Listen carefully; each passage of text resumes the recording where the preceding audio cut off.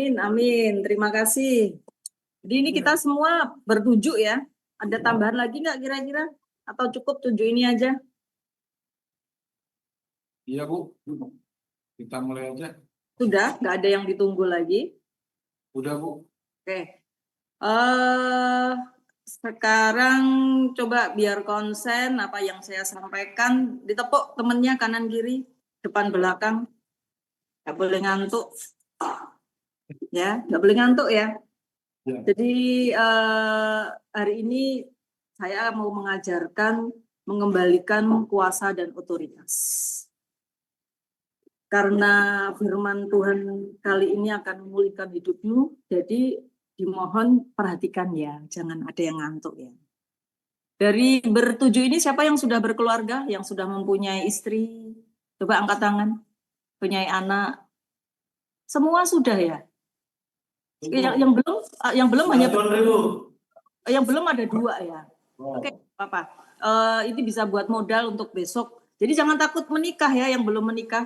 Ini setelah paham apa yang disampaikan Bu Ati, kalian yang belum menikah seharusnya percaya bahwa menikah, beranak cucu itu suatu perintah. Oke? Kita buka di Kejadian 1 ayat 26 sampai dengan 28.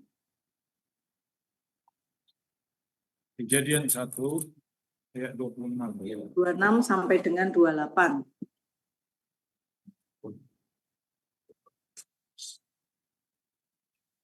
Ayo dibaca. Siapa yang mau baca? Ayat 26 sampai dengan 28. Itu di laptop juga udah ada itu kalau 26 sampai dengan 28. 26 sampai dengan 28. Ya, demikian firman Tuhan. Berfirmanlah Allah, baiklah kita menjadikan manusia menurut gambar dan rupa kita, supaya mereka berkuasa atas ikan-ikan di laut dan burung-burung di udara dan atas ternak dan atas seluruh bumi dan atas segala binatang melata yang merayap di bumi. Maka Allah menciptakan manusia itu menurut gambarnya. Menurut gambar Allah diciptakannya dia, laki-laki dan perempuan diciptakannya mereka. Allah memberkati mereka. Lalu Allah berfirman kepada mereka, beranak cuculah dan bertambah banyak. Penuhilah bumi dan taklukkanlah itu. Berkuasalah atas ikan-ikan di laut dan burung-burung di udara dan atas segala binatang yang merayap di bumi. Demikian sabda Tuhan. Syukur kepada Allah. Oke, kita balik ke Kejadian 1 ayat 26 ya. Bu Ati mau pelan-pelan kita pelajari. Berfirmanlah Allah, baiklah kita menjadikan manusia menurut gambar dan rupa kita. Jadi manusia diciptakan itu menurut gambar Tuhan. Kita ini K-nya kan besar ya. Menurut gambar Tuhan, menurut Tuhan Yesus, kita semua ini diciptakan sesuai dengan gambar Tuhan. Jadi kita tidak diciptakan itu sesuai dengan dunia itu atau sama dengan setan. Jadi bukan ya, kita ini manusia diciptakan sesuai dengan gambar Tuhan. Supaya apa?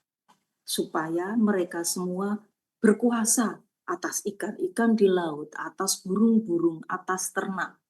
Atau yang lebih jelasnya lagi, supaya kita bisa hidup di bumi seperti di dalam surga. Artinya seperti itu. Tetapi apa yang terjadi? Kondisinya sekarang ini ada yang sedang tidak mempunyai kuasa dan otoritas. Tidak mempunyai kuasa dan otoritas itu contohnya yang lebih gampang lagi. Jika kita mempunyai anak, mempunyai istri, mempunyai suami, tetapi kata-kata kita tidak pernah atau tidak didengarkan oleh mereka, itu artinya kuasa dan otoritas kita tidak kita miliki lagi. Sudah paham belum sampai sini?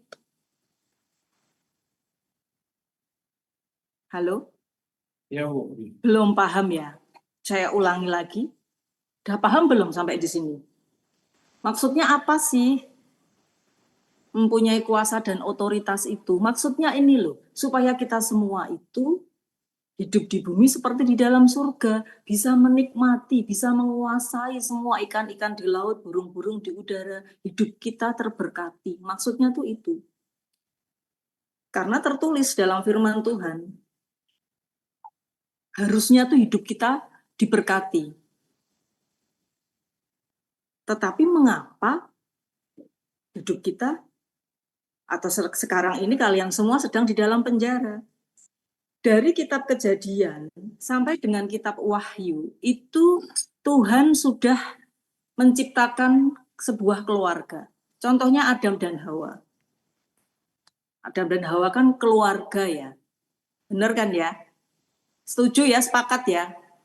Ibu. Nah, Adam dan Hawa karena melakukan dosa, diusirlah Adam dan Hawa dari kehidupannya yang mapan, dari hidupnya yang enak di Taman Eden. Karena Adam dan Hawa berbuat dosa, dibuanglah dia keluar dari Taman Eden. Sehingga Adam dan Hawa untuk makan itu harus mengusahakan dulu, harus berusaha dulu. Kita lihat di Wahyu 21 ayat 2.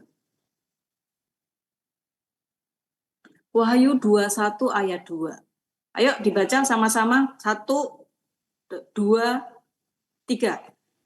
Dan aku melihat kota yang kudus, yang baru Turun dari surga, dari Allah yang berhias bagaikan pengantin perempuan yang dan suaminya.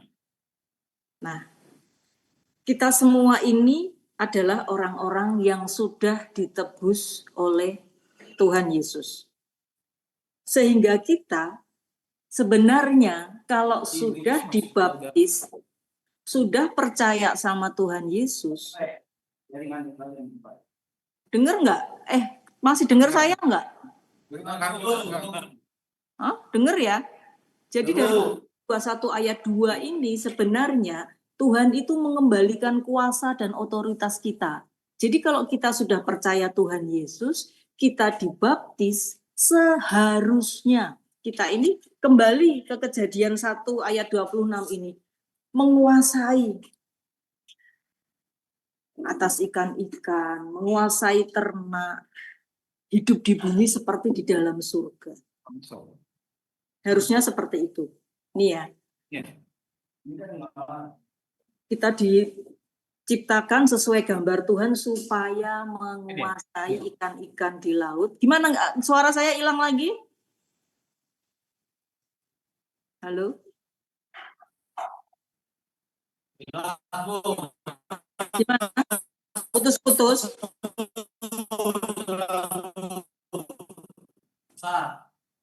Jelas, Bu. Jelas ya, sudah dengar. Jelas, Bu. Jelas. Jelas, Bu. Yuk kita balik lagi ya. Jadi kita ini diciptakan sesuai gambar Tuhan. Supaya kita bisa menguasai semua yang ada di bumi. Coba Kejadian 27. Tak ulangi lagi. Maka Allah menciptakan manusia itu menurut gambarnya. Menurut gambar Allah diciptakannya dia laki-laki dan perempuan. Jadi hanya 2 ya ciptaan Tuhan itu ya. Manusia itu ya, laki-laki dan perempuan. Jika ada laki-laki yang mirip dengan perempuan, itu nggak ada di dalam Alkitab ya. Harus bertobat ya kalian semua di situ ya. Kalau ada yang merasa laki-laki tapi seperti perempuan, bertobatlah. Karena Tuhan menciptakannya hanya 2 loh, ya kan? Sepakat kan ya? Nanti kalau meninggal bingung, kalau laki-laki tapi seperti perempuan, bingung bener deh. Ini ciptaannya siapa ini? Tuhan nggak menciptakan laki-laki seperti perempuan. Jadi aluminium. Nah, oke ya. Sudah paham ya. Jadi dirinya kita ini ciptaan Tuhan, sesuai gambarnya Tuhan. Kita diciptakan supaya bisa menguasai bumi, supaya hidup di bumi seperti di dalam surga. Tetapi mengapa kuasa dan otoritas kita sudah tidak ada lagi? Karena kita buka di Efesus 5. Efesus 5 ayat 25. Jadi otoritas kita itu, otoritas dan kuasa kita itu dimulai dari keluarga ya. Jadi keluarga kita tuh harus solid dulu. Harus utuh dulu. Kita semua yang dibaptis, yang sudah dibaptis itu adalah manusia baru. Coba ditepuk kanan temennya, kanan kiri depan belakang. Kamu ini manusia baru loh. Karena sudah percaya sama Tuhan Yesus. Ya. Malah nih, dan ada nih Efesus 5 ayat 25. Yuk dibaca, baca dulu. Siapa yang mau baca? Kasih dan seiring bagaimana Kristus telah mengasihi jemaat dan telah menyerahkan dirinya baginya. Hai suami, kasihilah istrimu sebagai Kristus telah mengasihi jemaat dan telah menyerahkan dirinya baginya. Tuh, suami itu harus mengasihi istrinya. Seperti Kristus. Kita tadi kan ciptaan Kristus nih. Kita dibuat segambar dan serupa dengan Tuhan. Kristus itu, kalau kita sama seperti Tuhan itu, Kristus telah mengasihi jemaat. Oleh sebab itu, sebagai seorang suami, tidak boleh menganiaya istrinya. Berkata-kata kasar kepada istrinya. Tidak mengasihi istrinya, itu tidak boleh. Karena kita semua ini ciptaan yang mirip dengan Tuhan. Tuhan aja mengasihi jemaatnya. Kita itu harus tunduk sama otoritasnya Tuhan. Otoritasnya Tuhan itu apa? Ini tadi. Kasihilah istrimu, hai suami kasihilah istrimu. Itu otoritasnya Tuhan kepada kita sebagai manusia. Kita jalanin apa enggak? Pertanyaannya itu. Jadi kalian semua bisa merasakan deh. Bisa merasakan kalau kata-kataku setiap aku ngomong, kok anakku nggak mau menuruti atau istriku tidak mau menuruti. Perhatikan lagi dirimu.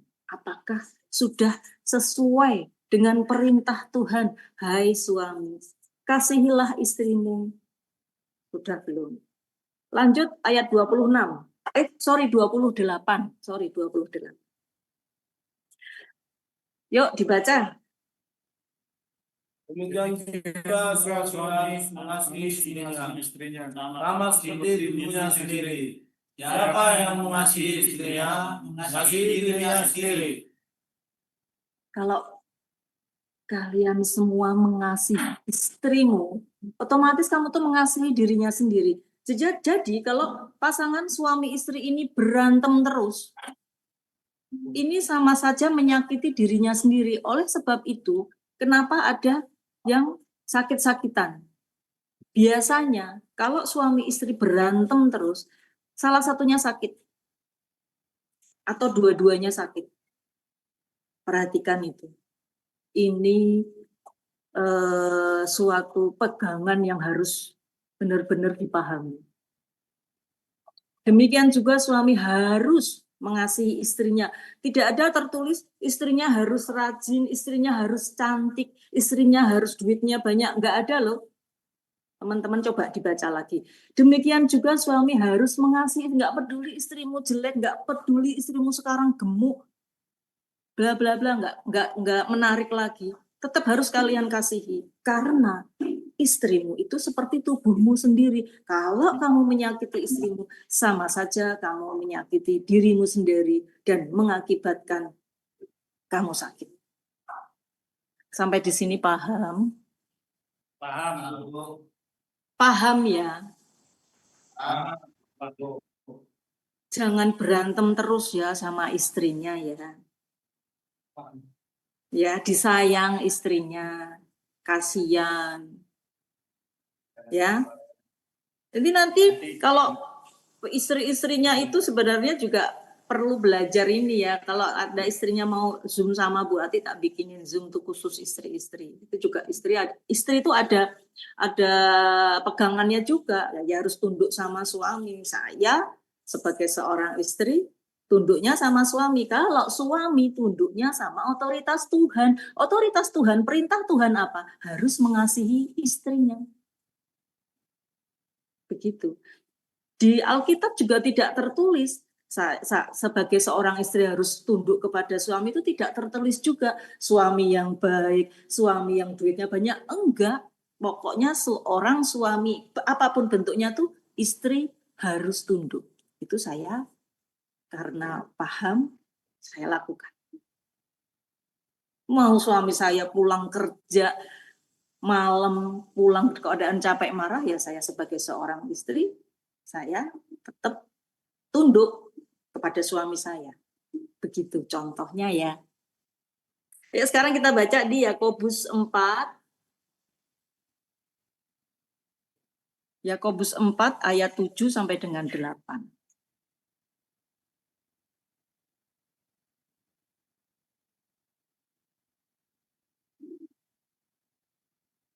Sudah ketemu? Yakobus 4 ayat 7 sampai dengan 8. Yuk kita baca sama-sama yuk. 1, 2, 3. Karena itu dan iblis mendekat dan akhirkanlah tanganmu, hai kamu orang-orang berdosa, dan sucikanlah hatimu, hai kamu yang dua hati. Amin. Yakobus 4 ya ayat 7 sampai dengan 8, karena itu tunduklah kepada Allah dan lawanlah iblis, maka ia akan lari kepadamu. Mendekatlah kepada Allah dan ia akan mendekat kepadamu. Tahirkanlah tanganmu, hai kamu orang-orang berdosa, dan sucikanlah hatimu, hai kamu yang mendua hati. Jadi tunduklah dengan otoritas Tuhan, tunduklah dengan kuasa Tuhan, tunduklah dengan perintah Tuhan. Kalau kalian ini tunduk dengan perintah Tuhan, dengan otoritas Tuhan, iblis itu takut sama kamu.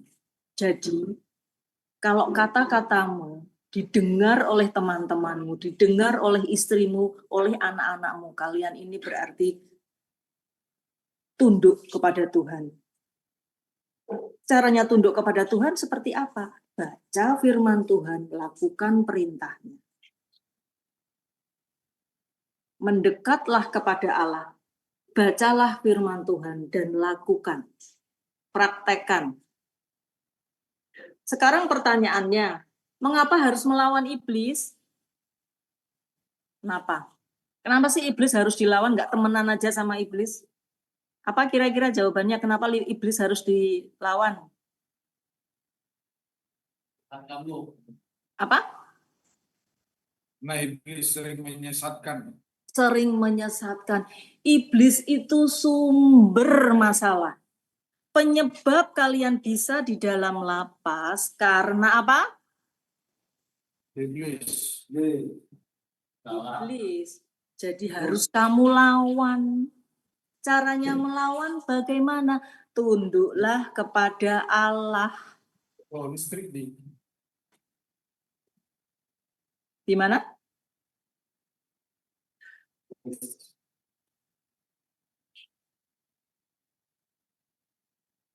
Karena iblis sumber masalah, harus kamu lawan. Kalau nggak pernah baca firman Tuhan, tidak pernah mempraktekkan, iblisnya berkuasa atas hidupmu. Kalau mendekat kepada Allah, otomatis tunduk dengan otoritas Tuhan. Paham ya yang disampaikan Bu Ati ya, urutannya tadi ya, dari Kejadian sampai dengan Wahyu, bahwa Tuhan itu sudah menciptakan sebuah keluarga itu dari kitab Kejadian. Seharusnya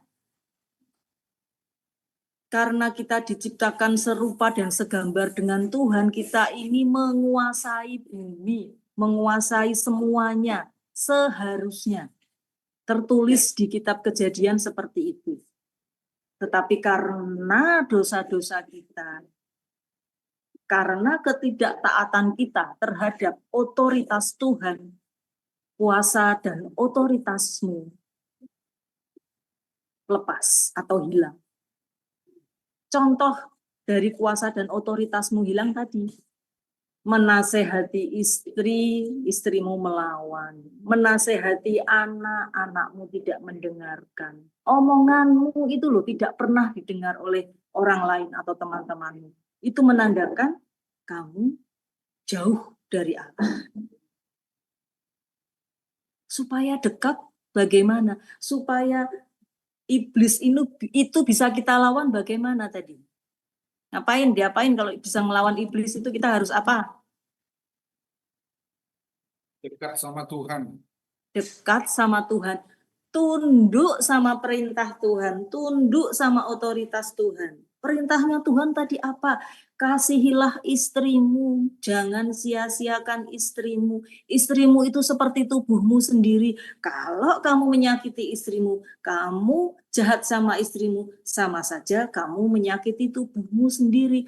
Oleh sebab itu, mengapa ada orang yang sering sakit-sakitan? Karena dia sebenarnya telah menyakiti tubuhnya sendiri.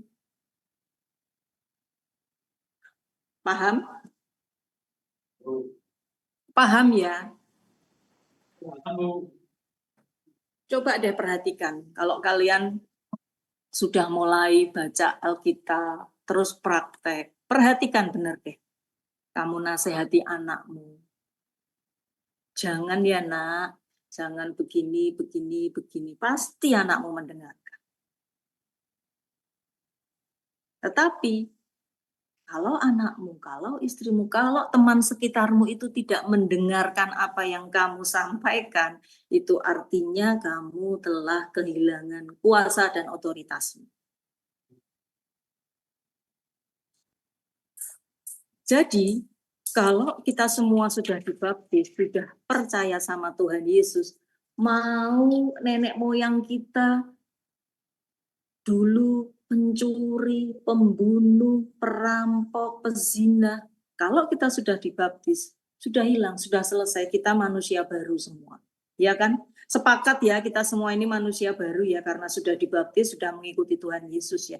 Tidak ada lagi sejarah atau ini dulu keturunannya nenek moyangnya ini, no, sudah tidak menempel pada kita. Kalau kita sudah percaya dengan Tuhan Yesus. Di Wahyu 21 ayat 2 tadi dikatakan bahwa kalau kita sudah ditebus, kita itu sudah memiliki kuasa dan otoritas lagi. Diberkati kalian semua, merasa terberkati? Amin. Berkati. Sudah paham ya apa yang diajarkan Bu Ati ya? Paham, Bu. Praktek ya. Harus, Bu. Rugi loh kalau kamu sudah mengerti, sudah paham bahwa kita ini manusia diciptakan segambar dan serupa sama Tuhan, tetapi kita tidak hidup sesuai dengan perintah Tuhan. Nanti kamu akan muter-muternya di situ-situ aja, bolak-baliknya di lapas aja. Oke? Ya Bu, makasih Bu. Kasih, dipahami ya, diulang-ulang apa yang diajarkan Bu Ati. Demikian. Mari kita siapkan hati dan pikiran kita untuk berdoa. Bapa di surga, terima kasih Engkau telah memberikan sinyal yang baik di dalam lapas dan juga di rumah. Sehingga kami semua sudah sepakat bahwa kuasa dan otoritas yang Tuhan berikan kepada kami adalah memang benar milik kami dan tertulis di dalam kitab Kejadian sampai dengan kitab Wahyu. Bapa, kami semua akan tunduk kepada otoritas Tuhan, akan menyayangi istri-istri kami, sehingga kami tidak kesakitan, karena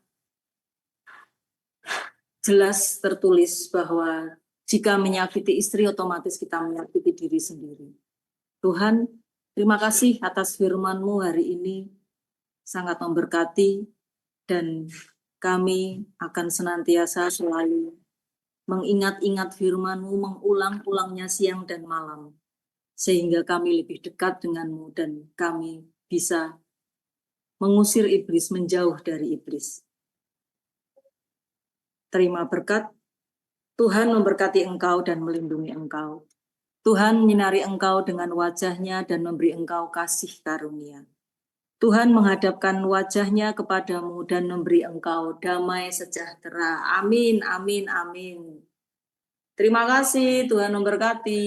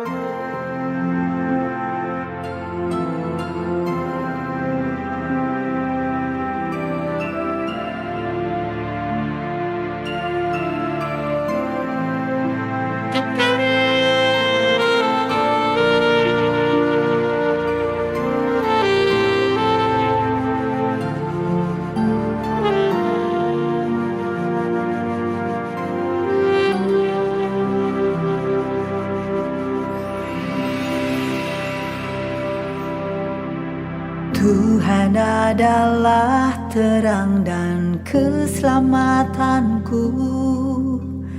Pada siapa ku harus takut? Tuhan adalah benteng di dalam hidupku. Pada siapa aku harus gentar? Satu hal telah ku pinta kepada Tuhan, itulah yang ku ingini, diam di rumah Tuhan seumur hidup, menyaksikan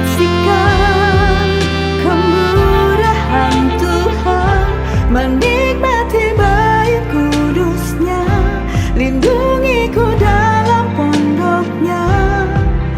Saat bahaya menghampiriku, di kemahnya Dia sembunyikanku, angkatan tegakkanku, mengatasi musuhku.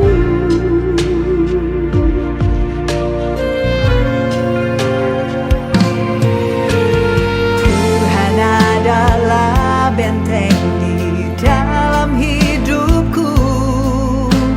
Pada siapa aku harus gentar?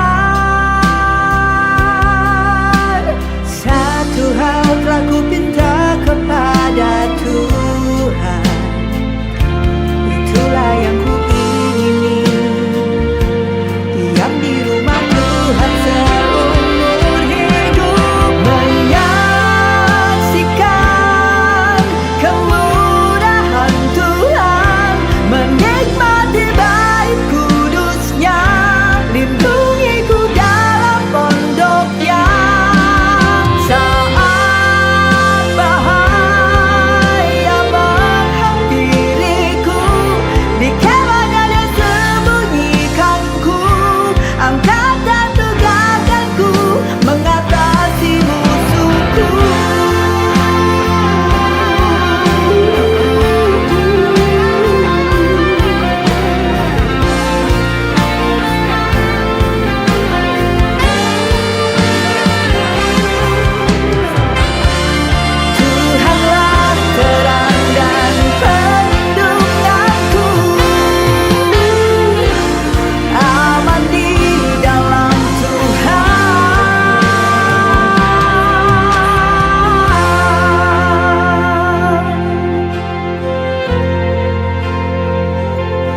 kemahnya dia sembunyikan